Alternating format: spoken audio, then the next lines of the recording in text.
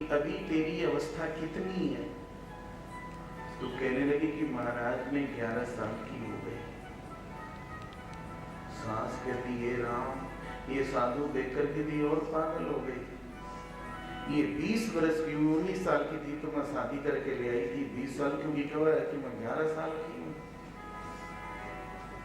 तो कहा महाराज जी तुम घर से जाओ, तुम्हारे जैसे साधु की जरूरत नहीं है, तुझे देख करके तो ये और पागल हो रही है, नजरें उल्टी पुल्टी बात बोल रही है कि माँ जी थोड़ी देर रुक जाओ।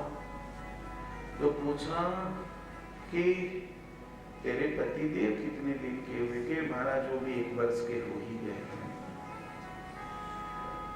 अब तो और के राम 21 वर्ष के छोरा ने कहा है कि साल भर को हुआ।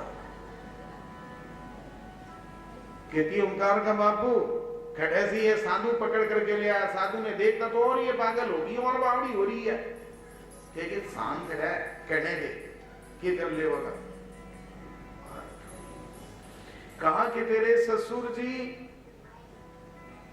के महाराज जी कहने में तो बहुत संकोच हो रहा है, लेकिन आपकी आज्ञा है तो कह रही हूं। मेरे बाबूजी भी 2 दिन के तो हो ही गए। तेरी सासू के महाराज जी कहने में भी डर लग रहा है, समझी नहीं क्या करूं। माँ भी अभी अभी लगता है कि धरा पर आई है। अब तो बहुत नाराज हुई कि बाबू ने तो कह रही है 63 साल का होगा, जड़ा के बतावा कि 2 दिन का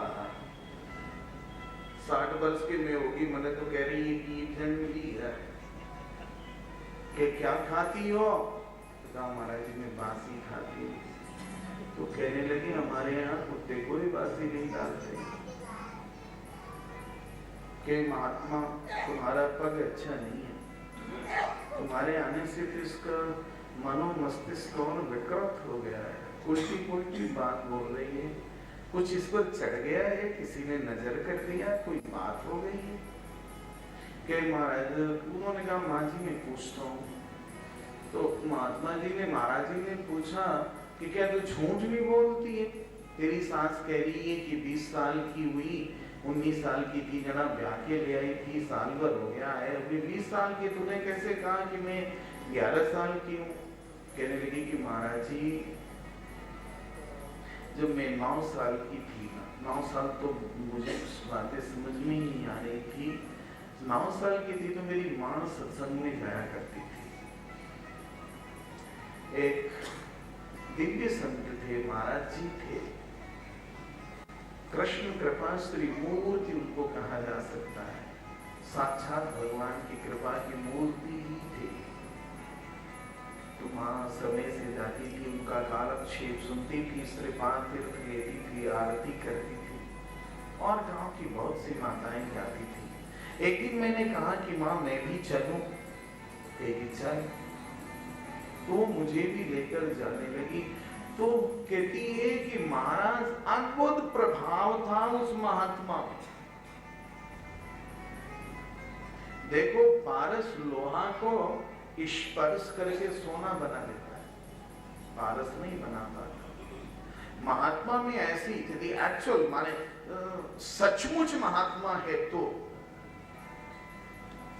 महात्मा कितना भी बड़ा दुरात्मा क्यों ना हो उसे महात्मा बना देता है। कहा कि अद्भुत शक्ति थी, मेरा मन बदल गया, मुझे स्वाद आया सत्संग का। नित्य तीर्थ श्री सठारी में लेने लगी, नित्य गोदा की गीत गाने लगी। महाराज जी प्रसन्न हुए और प्रसन्न होकर के एक श्री गोपाल जी की श्री मूर्ति मुझे प्रदान की। कहा कि बेटी जहाँ भी रहना इस गिरधर गोपाल की सेवा करना। जब मैं ससुराल आने लगी तो मेरी माँ श्रृंगार करके गोपाल जी को मेरे साथ ही थी। गोपाल जी विराजमान है। तो मैं ये समझती हूँ कि 20 वर्षों में 9 वर्ष का जीवन मेरा बेकार चला गया, कुछ भी नहीं हो पाया। तो मैं 11 साल की हूँ। 9 वर्ष उसमें माइनस हो गया। और तेरा पति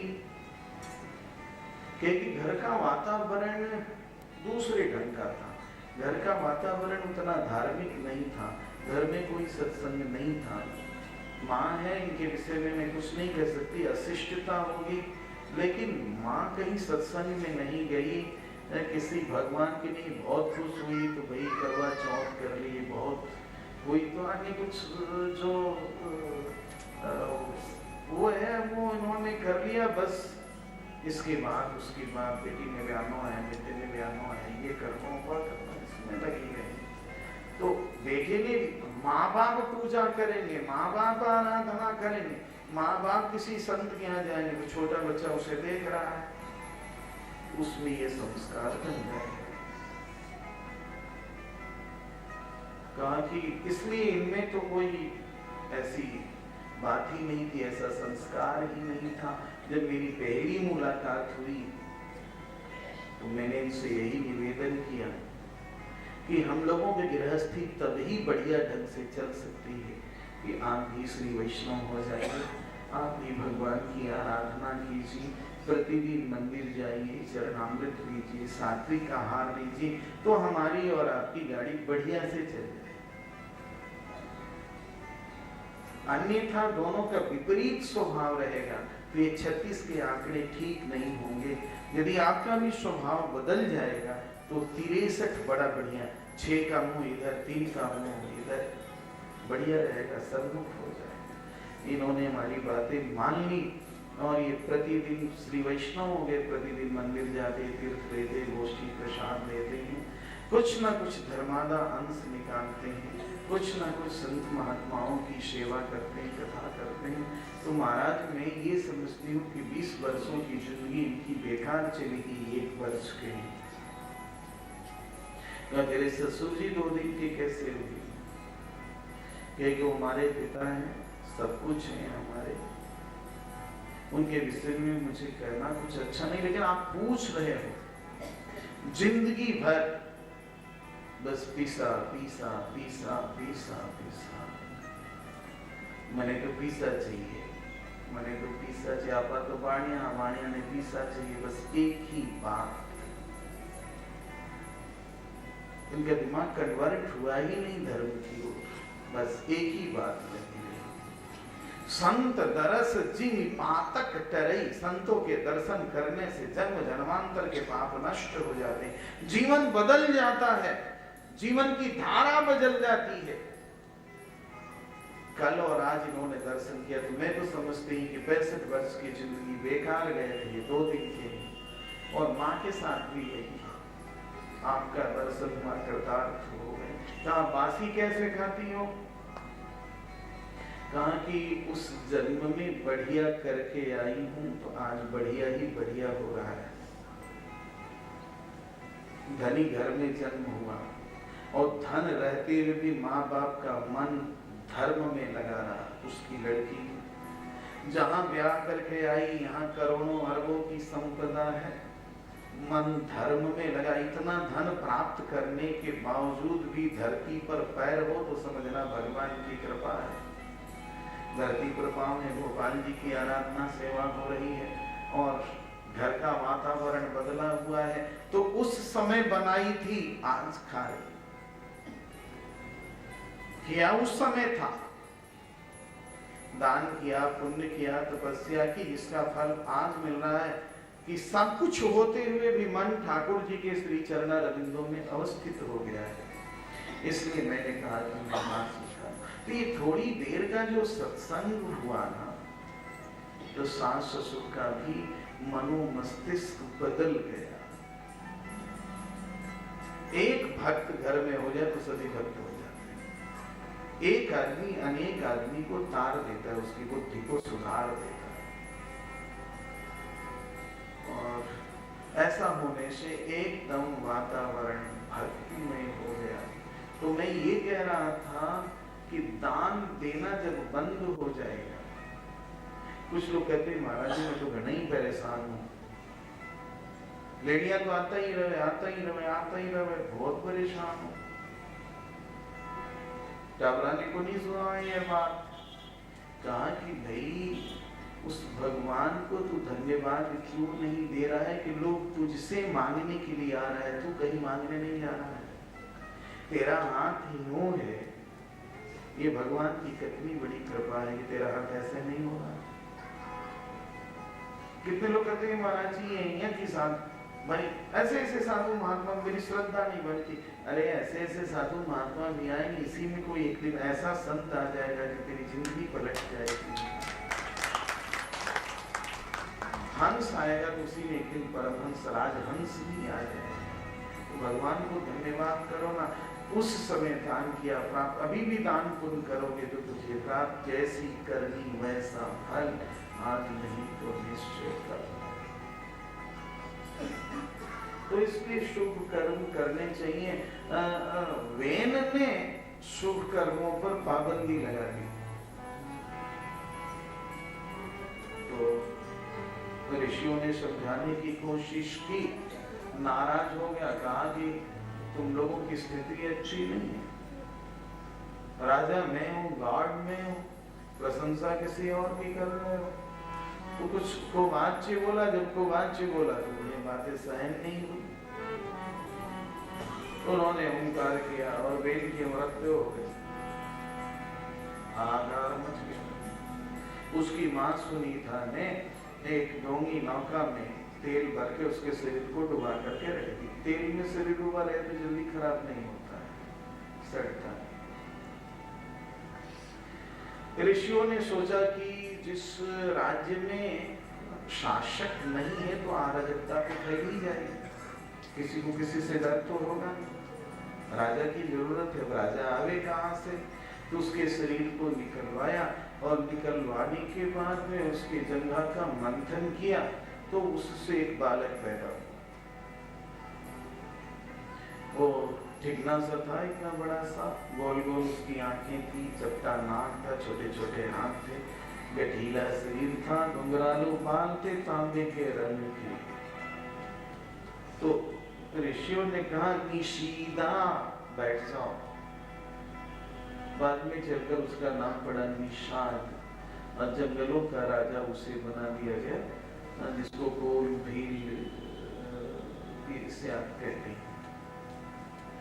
फिर भगवान लक्ष्मी नारायण के अंशांश से दाहिने हाथ से महाराज पृथु का प्राकट्य हुआ और बाईं भुजा से लक्ष्मी जी के अंशांश भूता महारानी अर्ची जी का प्राकट्य हुआ। दोनों ही भगवान के अंशभूत थे आपस में, तब से इस धरती का नाम पृथ्वी पड़ा। तो महाराज पृथु ने बहुत से यज्ञों को किया और अपनी प्रजा को उपदेश किया। एक दिन उन्हें उपदेश देने के लिए संदादिक महर्षि आए, उन्होंने बड़ा भारी यज्ञ किया। उस यज्ञ में भगवान का दर्शन उन्हें प्राप्त हुआ। पृथ्वी का दोहन करके बीज को निकाला। इसके बाद उसी वंश परंपरा में प्राचीन बरही जी हुए। प्राचीन बरही कर्मकांडी जी, उन्होंने इतना यज्ञ किया था कि कुशाओं से सारी पृथ्वी पट गई, इसलिए उनको प्राचीन बरही कहते। तो प्राचीन बरही जी के पुत्र हुए प्रचेता। प्रचेता 10 थे। उनके पुत्र अठमर्षण तीर्थ में तपस्या करने के लिए गए। इधर प्राचीन बरही जी यज्ञ कर रहे थे, तब तक देवर्षि नारद जी का वहां पर आगमन हुआ और उन्होंने दिखाया कि यज्ञों में जिन पशुओं की हिंसा हुई है, बलि हुई है, देखो तेरी परीक्षा कर रहे हैं। किसी भी हालत में हिंसा, देखो हिंसा सबसे बड़ा पाप है। किसी की हत्या कर देना इससे बड़ा पाप नहीं हो सकता, इसलिए इससे बहुत बचना चाहिए। आजकल किसी भी चीज को खाने के पहले उसका जांच करो, देखो किसमें क्या क्या चीजें हैं। सारी चीजें उलट पुलट हो गई। आजकल का आदमी कहता है कि मैं एजुकेटेड हूँ, ओवर एजुकेशन में वो मुर्गी के अंडे को भी कहता है कि ये शाकाहार है। हम बोला बताओ मुर्गी का अंडा शाकाहार हो सकता है? लेकिन वो उसका एजुकेशन। तो लेकिन इस एजुकेशन से कुछ होना जाना नहीं है। अपने का बहुत विचार करके जिस चीज को तुम खा रहे हो ना उसको विचार करो वो चीजें कैसी। पहले मैं देखता था कलाकार स्ट्रीट में उधर जैद के ट्रक सामने एक ठेला वाला ठेला लगाता था और माताएं गई शॉपिंग करने के लिए सब शादी के सामान खरीद रहे, वो ठेला लगाता उसमें गुपचुप एक रखता था ऐसा, उसको नजनी कहते हैं, गोलगप्पा, उसकी काली पानी एकदम इमली का पानी रहता, भगवान जाने क्या चीज हमको नहीं। अब देखे अब ये सब अपना साड़ी वाड़ी खरीदी उधर गई, हम देखिए बाहर मक्खी बिन कर रही, उसको तोड़ा और खट से डुबाया दिया और भाई भी उसको उठाई, इधर देख रही ना उधर देख रही, कट से आहार शुद्ध होना चाहिए। ये हमेशा ध्यान रखना कि किसी भी कीमत पर सिद्धांत से समझौता मुझे नहीं करना है। हमारा आहार एकदम विशुद्ध होगा, वैष्णव आहार होगा, इस पर विशेष जोर देना चाहिए। पर्टिकुलर किसी एक आदमी के लिए कथा नहीं होती है, एक आदमी के लिए उपदेश नहीं होता है, व्यासपीठ विश्व के लिए उपदेश है और ये मेरा उपदेश नहीं, भागवत जी का उपदेश। श्री बाल गोपाल भगवान की। तो उन्होंने एक कथा मुझे सुनाई है, इसको कहते हैं पुरंजनोपाख्यान। एक पुरंजन अपने मित्र अभिज्ञात के साथ ऐसे गांव में प्रवेश किया है जिस गांव में प्रवेश करने के लिए 9 मार्ग हैं।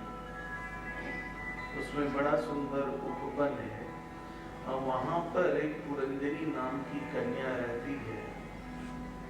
अभिज्ञात की स्मृति उसे भूल जाती है और पुरंजन पुरंजनी के चक्कर में फंस जाता है। ये कथा उन्होंने बताई, बड़ी लंबी कथा है, बड़ी आध्यात्मिक कथा। ये गुरु अध्यात्म है, माने सब कुछ कहने का। ये शरीर ही 9 द्वार वाला गांव है, बुद्धि ही पुरंजनी है, जीव पुरंजन, अभिज्ञात ही भगवान है। जब बुद्धि के चक्कर में जीव पड़ता है तो भगवान की याद विस्मृत हो जाए। इस कथा को बढ़िया से समझाकर आध्यात्मिक उपदेश किया और उस आध्यात्मिक उपदेश से वो भगवत भक्त हो गए, भागवत धर्म के अनुयायी होकर के भगवान को प्राप्त करें। इधर प्रचेता लोगों को शंकर जी ने दर्शन दिया है और शंकर जी ने एक गीत सुनाई है जिस गीत का नाम है रुद्र गीत। रुद्र गीत में शंकर जी ने कहा है कि सुनो प्रचेताओं, आपको कुछ कह रहा हूं, देखो ये गीत है, इस गीत को तुम लोग याद कर लो। स्वधर्मनिष्ठः शतजन्मभिः पुमान् विरिञ्चिता मेति ततः परं हिमान् अव्याकृतं भागवतोऽथ वैष्णवं पदं यथाहं विबुधः कलात्यये। कहते हैं कि यदि अपने धर्म का सम्यकतया पालन किया जाए तो 100 जन्मों के बाद ब्रह्मा के पद को प्राप्त किया जा सकता है और अधिक, उससे भी अधिक पुण्य प्राप्त हो जाए, उससे भी अधिक पुण्य किया जाए तो हमारे पद को, माने शिव जी के पद को प्राप्त किया जा सकता है। किंतु हे राजकुमारों, इसी जन्म में मनुष्य शरीर से ही श्री वैष्णव बन जाया जाए और भगवान के श्री चरणारविंदों में मन वचन कर्म से समर्पित हो जाया जाए तो इसी शरीर से, इस शरीर छूटने के बाद उसे उस परम पद की प्राप्ति हो जाती है जिसको सदैव सूर्य लोग दर्शन किया करते हैं, सदा पश्यन्ति सूरयः। इसलिए वैष्णव बन करके जीवन यापन करने की महत्ता है। फिर उन्होंने आशीर्वाद दिया है और प्रचेताओं ने अपनी तपस्या पूरी की है।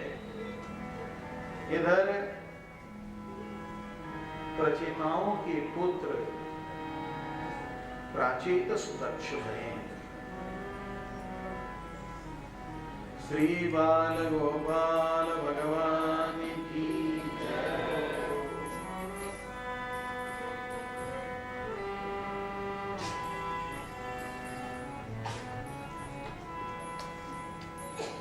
इसके बाद भगवान का दर्शन प्राप्त हुआ, प्रचेताओं की मुक्ति हुई है। आगे की कथा में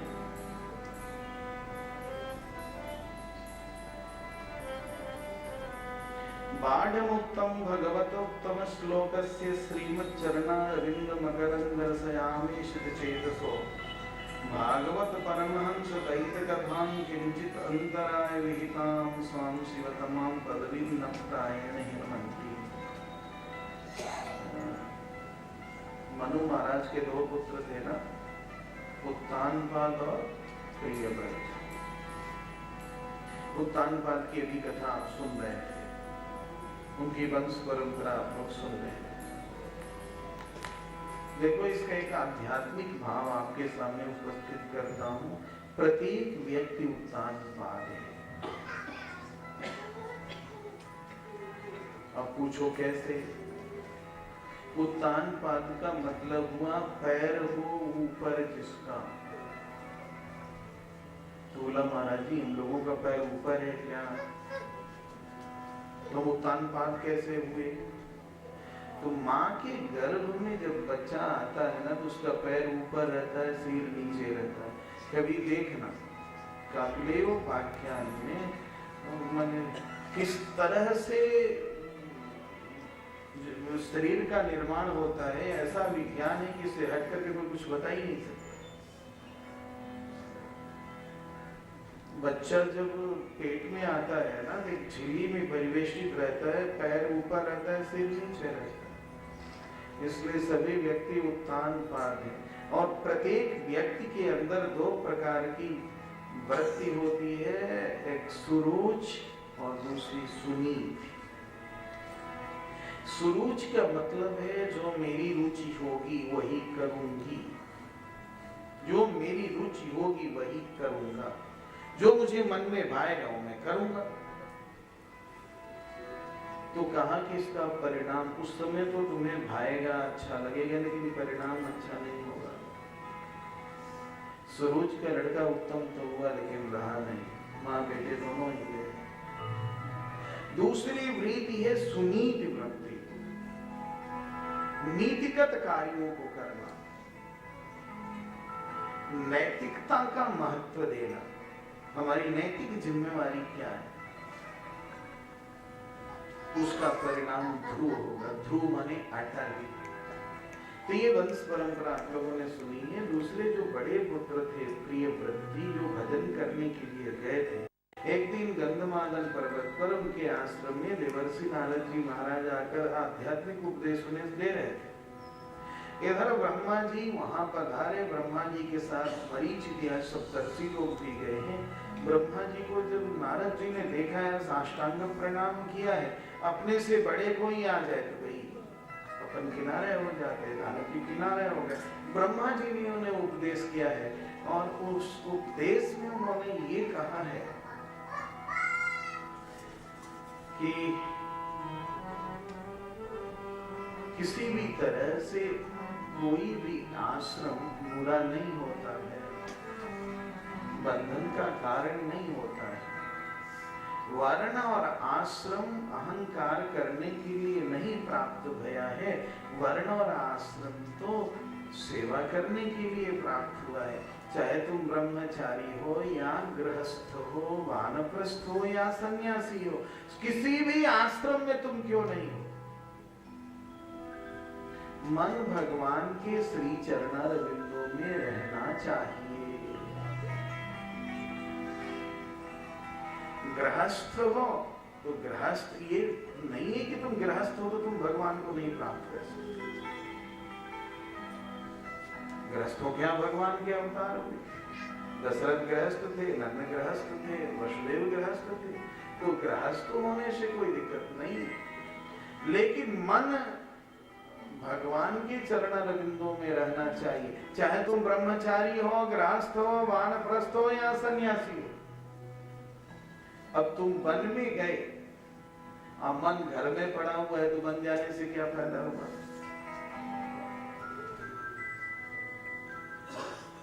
तुम्हारा घर 3 रूम का था, एक में बड़े भाई रहते थे, एक में बाबूजी रहते थे, एक में तुम रहते थे, एक में रसोई बनती थी। तो 3 रूम के घर को तुम छोड़ करके आया और 100 रूम के मठ बनाने के चक्कर में मड़राने लगा, तो वो घर छोड़ने का क्या फायदा है।